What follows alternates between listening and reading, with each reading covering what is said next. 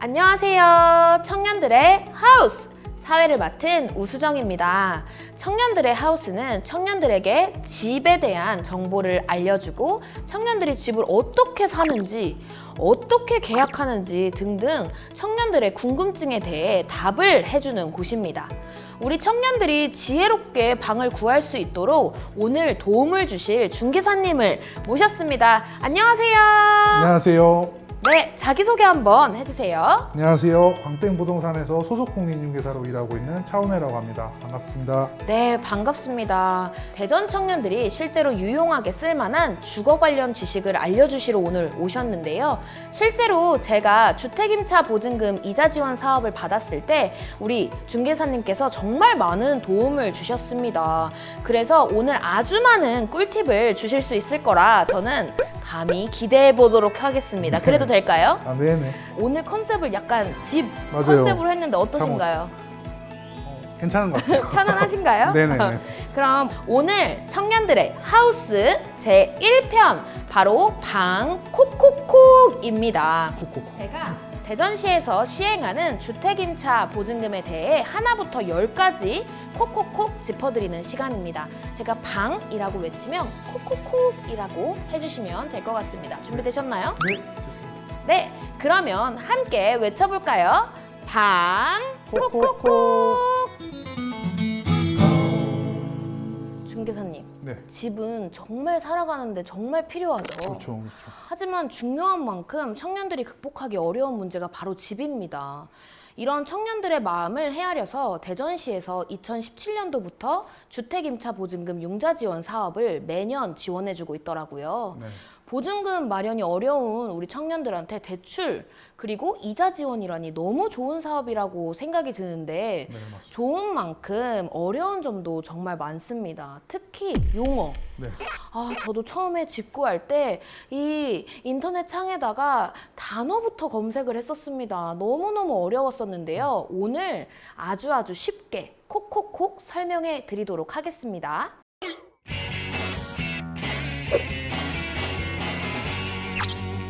임대인은 자기 소유의 주거 공간을 돈을 받고 임차인에게 빌려주는 사람. 반대로 임차인은 돈을 주고서 임대인으로부터 주거 공간을 빌려 쓰는 사람을 임차인이라고 하고 있죠. 중개소는 이렇게 집을 구하는 임차인과 집을 내놓는 임대인 사이에서 그 원활하게 계약이 이루어질 수 있도록 도와주는 사무소를 중개사무소라고 하고 거기에 일하는 저 같은 사람을 중개사라고 하고 있습니다. 보증금은 월세나 전세에서 일정 금액을 주인에게 그 임대차 계약의 개런티 목적으로 내주는 건데 쉽게 말해서 이제 월세 같은 경우는 임차 금액이 밀렸을 때를 대비해서 받는 경우가 많죠.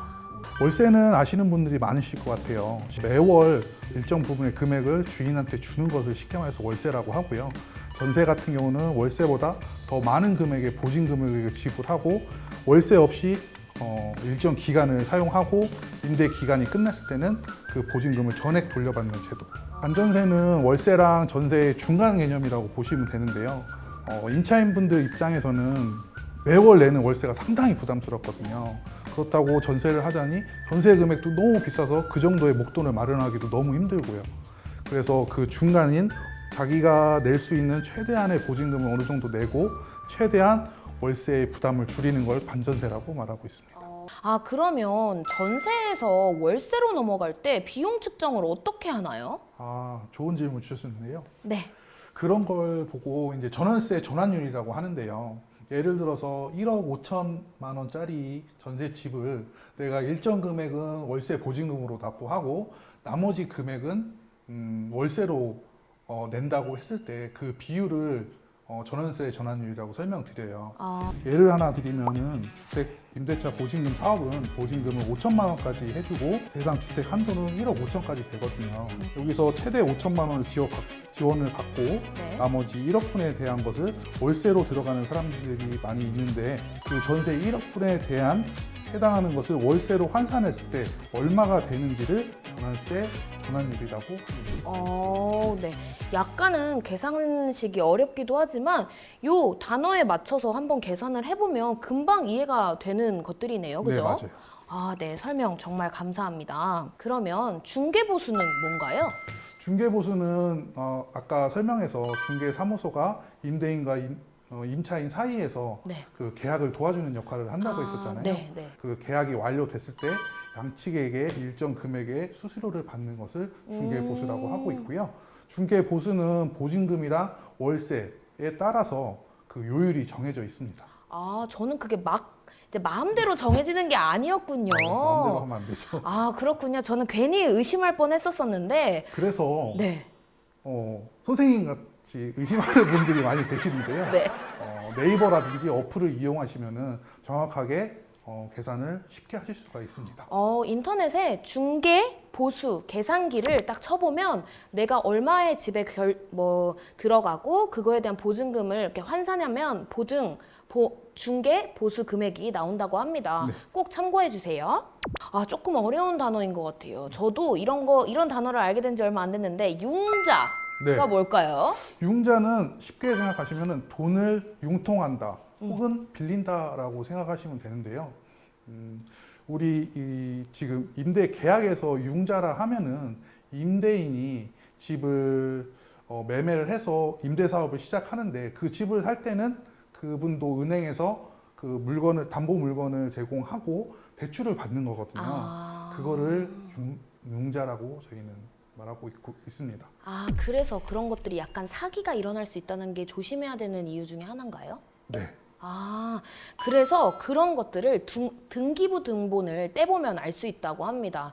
저는 그때 중개사님께서 직접 떼서 다 확인해 주셨던 걸로 기억을 하는데 네네. 누구나 가서 뗄 수 있다고 하니까 꼭 참고해 주시면 좋을 것 같습니다. 이제 네. 실제로 집에 들어가서 살기 위한 단어들을 좀 알아볼 건데요. 네네네. 가계약금을 내고 들어간다고 하죠. 뭘까요, 가계약금? 가계약금을 내고 들어간다기보다는 네. 선생님도 집을 보러 오셨을 때 네. 마음에 드는 집을 고르고 네. 그날 당일날 계약하는 경우도 있지만 두 분 서로 임대인과 임차인의 사정에 의해서 당일날 계약이 이루어지지 않는 경우도 있거든요. 그럴 때는 방을 미리 맡아놓는 개념으로 가계약금이라는 것을 넣는 경우도 있거든요. 집을 미리 해놓는 돈이라는 거네요. 그죠? 네네. 저도 그때 집에 들어갔었을 때 그때 임대인이랑 시간이 안 맞아서 제가 가계약금을 먼저 내놓고 당일날 계약하는 날 만나가지고 그 가계약금을 빼고 나머지 돈을 넣었던 것 같은데 그게 네네. 맞죠? 여기서 중요한 게 네. 가계약금도 계약금의 일부로 네. 임대인과 임차인이 사전에 금액이라든지 보증금이라든지 임대 조건에 대한 합치가 있었을 때 가계약금을 집어 넣었을 때는 가계약금도 계약금의 일부로 보고 있거든요. 네. 그래서 추후에 마음이 변심하신다든지 해서 계약을 해지했을 때는 가계약금을 돌려받지 못하는 경우도 발생할 수 있어요. 그럴 때는 항상 좀 신중하셔야 될 것 같습니다.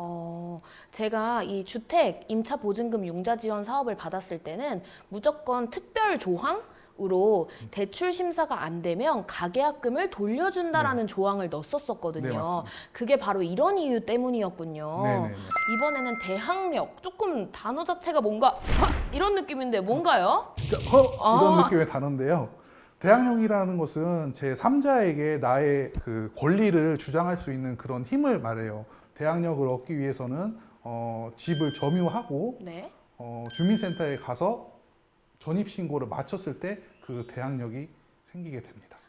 그럼 내 집에 대한 나의 힘이 생긴다는 말씀이시네요. 예를 들어 계약을 진행 중에 건물주 분이 바뀌는 경우도 있었잖아요, 선생님. 맞습니다. 네, 새로운 건물주한테도 기존의 계약을 그대로 주장할 수 있는 힘, 이것도 대항력에 속하죠. 왜냐하면 저도 건물주가 바뀌니까 집을 나가야 되나 했었는데 그렇지 않아도 된다고 하더라고요. 네네. 그런 게 바로 이런 대항력에서 나오는 여러 가지 것들이군요. 네네, 맞습니다. 그러면 마지막 단어 설명입니다.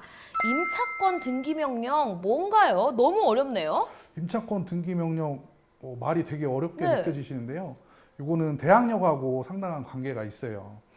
계약이 종료됐을 때 네. 주인분에게 보증금이라든지 전세 보증금 같은 경우를 돌려받아야 되고 네. 나는 또 다른 지방이나 다른 지역으로 이사를 가야 되는 경우가 발생하잖아요. 그런데 주인이 돈을 돌려주지 않는 거예요. 그럼 안 되죠. 그러면 안 되죠. 네. 근데 아까 대항력에서 설명드렸지만 대항력을 잃지 않기 위해서는 집을 점유하고 있어야 되거든요. 네. 그 집에 살고 있어야 될 때 저는 다른 지역으로 가야 돼요. 그럼 대항력을 잃잖아요. 네. 그럴 때 세입자를 보호하기 위해서 만든 법이 임차권 등기 명령이라고 해서 법원에 가서 신청을 하시면 됩니다. 아, 이게 좋은 단어는 아니지만 네. 꼭 필요할 때는 알아야 되는 단어인 것 같습니다. 정말 중요한 설명들을 많이 해주신 것 같아요. 청년들이 집을 구할 때 이런 단어만 알아도 손해보지 않을 것 같습니다. 네. 그럼 본격적으로 주택임차 보증금에 대해서 콕콕 한번 알아보도록 하겠습니다. 헉, 여기 엄청 궁금한 것들이 많이 나와 있는 것 같아요. 그죠? 네. 청년 주택임차 보증금 이자 지원 사업 도대체 어떤 사업인가요? 간단하게 말하면 대전시에서 청년들의 주거 비용 부담을 줄여주기 위해서 전월세 시 대출을 도와주고 네. 이자를 지원해주는 사업입니다. 말만 들어도 약간 확 땡기는데 한번 자세하게 알아보도록 하겠습니다. 대전 청년이라면 무엇보다 우리 주거에 대한 안정을 위해서 이번 사업을 꼼꼼히 들여다보고 한번 신청해 보는 것도 좋을 것 같습니다. 한번 우리 중개사님께서 뜯어주시겠어요? 네. 네, 첫 번째 콕콕콕입니다. 조금 더 구체적으로 한번 설명해 주시겠어요? 융자 한도는 우선적으로 5천만 원, 최대 5천만 원까지 이제 지원을 해주는 것이고요. 그리고 대상 주택의 가격은 1억 5천만 원 이하의 주택, 그리고 주택 임차 보증금의 88% 범위 내. 말이 조금 어렵죠? 네, 그러면은 제가 다시 한번 설명을 드릴게요. 네, 네. 최대로 지원받을 수 있는 금액은 5천만 원까지 대출을 받을 수 있는 거예요. 네. 그리고 내가 가려고 하는 집이 보증금이 최대 1억 5천만 원. 아. 예를 들어서 내가 대출을 5천만 원 받고 2억 5천을 보태서 3억짜리 전셋집을 구한다. 아, 안 되죠. 그건 안 되고 네네. 최대 1억 5천. 그렇다면 주택 임차 보증금의 88% 범위. 이 말은 무슨 말이냐면요. 네. 예를 들어서 어떤 분은 뭐 1억 5천짜리 집을 구하실 수도 있지만 운이 좋아서 뭐 4천만 원, 5천만 원, 4천만 원짜리 집을 구했다고 쳐요. 네. 그러면은 대출 한도가 5천만 원이니까 그럼 나는 100%를 지원받을 수 있나? 이렇게 생각하시는 분들도 있거든요. 네. 그게 아니고 4천만 원짜리 집을 만약에 전셋집을 구한다고 치면 그 금액의 88%까지 지원해 줄 수 있다는 말입니다. 그러면 그 나머지 비용은 이제 저의 자부담이라는 말씀이신 네, 거네요? 맞습니다. 이렇게 설명해 주시니까 훨씬 더 이해가 갑니다. 그러면 다음 대출 금리 이거는 뭘까요? 총 대출 금리는 연 3.8%예요. 네.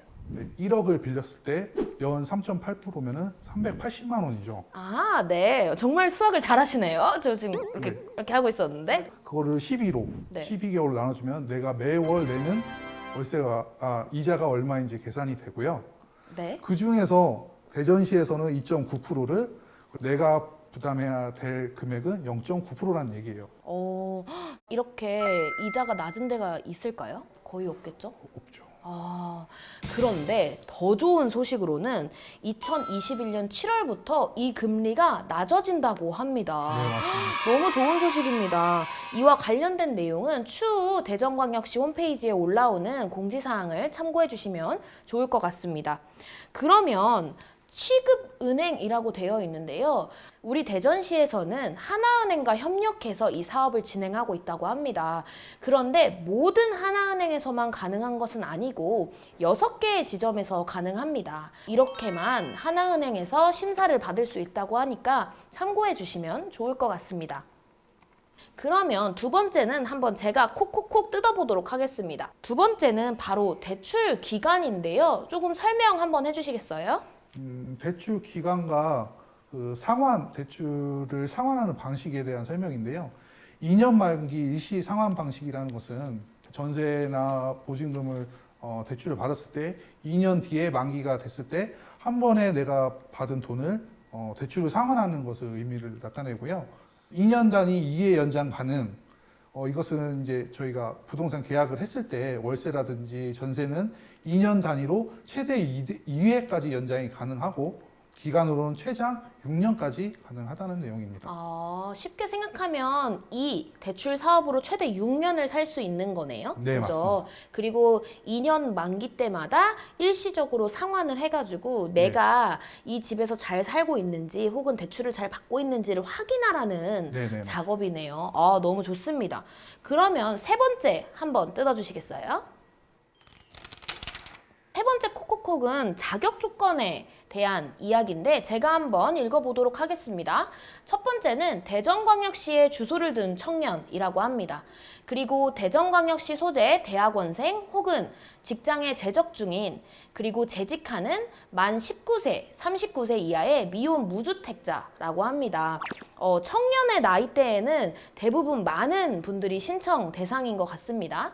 그리고 대학원생 혹은 대학생 그리고 취준생, 우리 시, 대전시에서 열심히 살아가고 싶은 자립을 준비하고 있는 청년들에게 해당이 됩니다.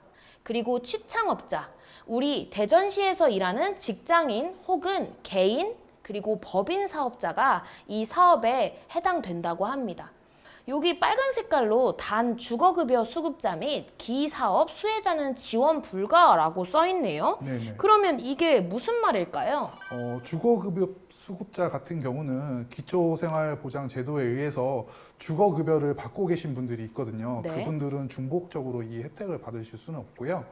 기사업 수혜자라는 것은 이게 2017년도부터 시행됐던 제도인데 이 사업으로 인해서 한 번이라도 혜택을 받으신 분들은 중복 혜택을 받으실 수 없습니다. 그러니까 저는 지금 받고 있으니까 네.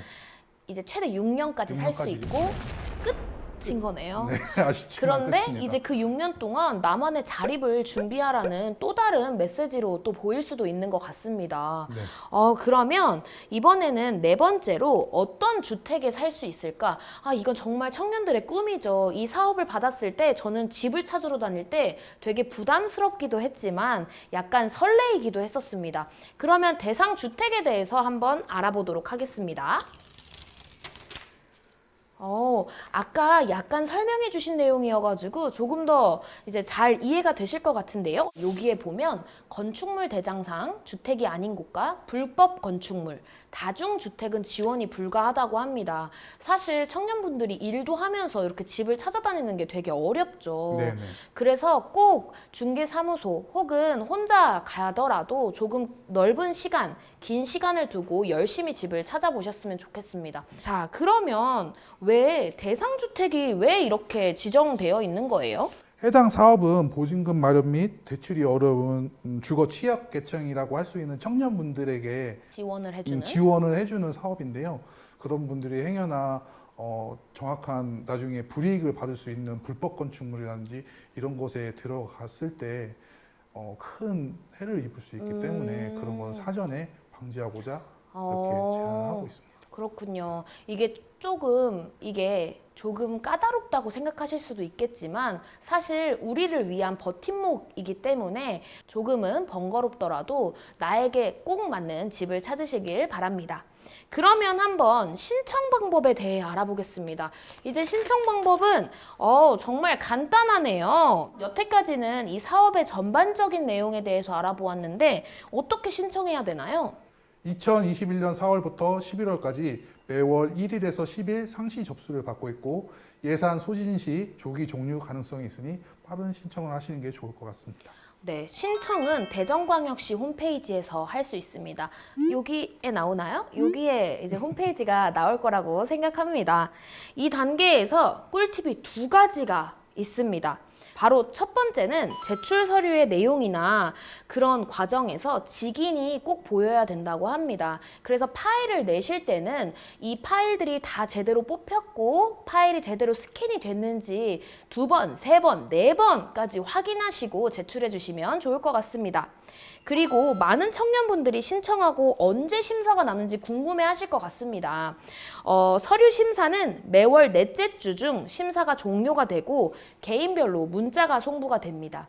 저는 처음에 이 사업을 지원받았을 때 저도 되게 고민했었거든요. 이게 언제 될지 나 안 됐나? 이런 고민을 했었었는데 문자가 생각보다 빨리 오기도 하고 되게 친절하게 과정에 대한 접수가 되었다 이런 문자도 날라오니까 걱정하지 마시고 제대로 서류들만 첨부해서 보내주시면 될 것 같습니다.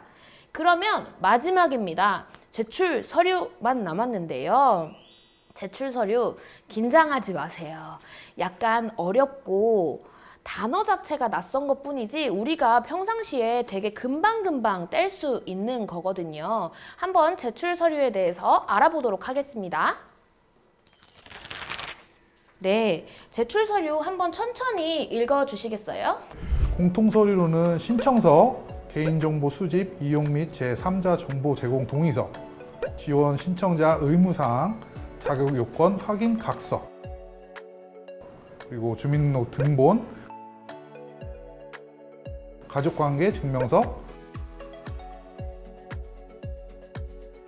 건강보험 자격 특실 확인서가 필요합니다. 추가 서류로는 대학생, 취준생, 그리고 취창업자별로 내야 하는 서류가 조금 다르다고 합니다. 첫 번째로 한번 읽어주시겠어요? 대학생 또는 취준생 분들은 재학증명서 플러스 사실증명원 2020년 귀속분,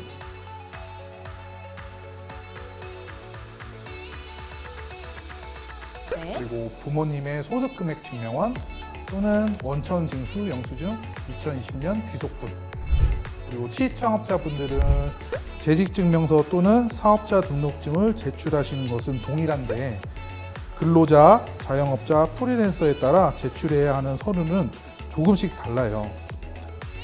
네, 약간 어렵다고 생각하실 수도 있는데요. 저는 이때 이 사업을 받았을 때는 창업자로 받았었던 것 같습니다.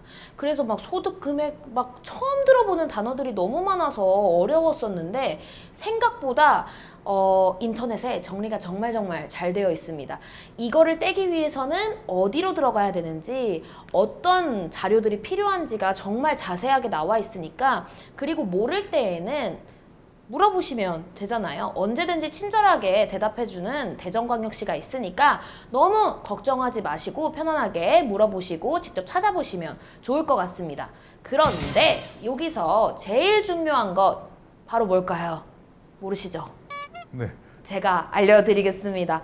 바로 이 모든 서류들은 1개월 이내에만 떼야 증빙이 가능하다고 합니다. 왜냐하면 사회가 너무 빠르게 변하잖아요. 우리 삶이 어떻게 변할지 모르기 때문에 1개월 이내에 제출 서류들만 인정된다고 합니다. 그런데 아마 신청하시는 몇몇 분들께서는 어떤 약간의 너무 서류가 많은 거 아니에요? 라는 생각이 드실 수도 있을 것 같아요.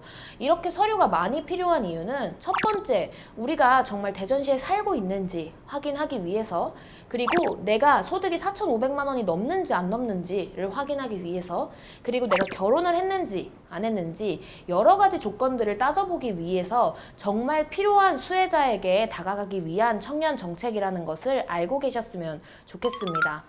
자, 지금까지 주택임차 보증금에 대해서 알아봤습니다. 오늘 어떠셨나요? 처음 이렇게 우수정 부대표님을 통해서 이런 자리를 마련하게 됐는데요.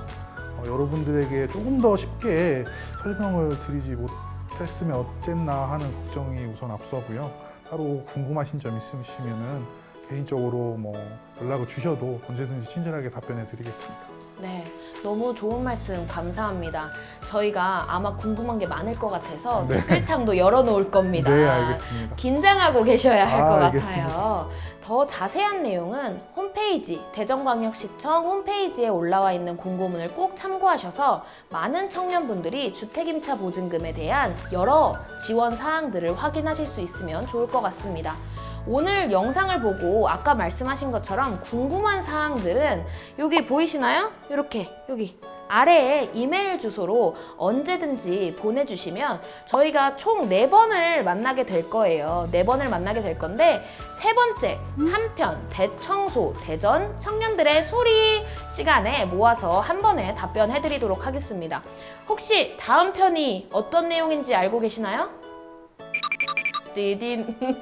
그래서 제가 살짝 스포일러를 해드리도록 하겠습니다.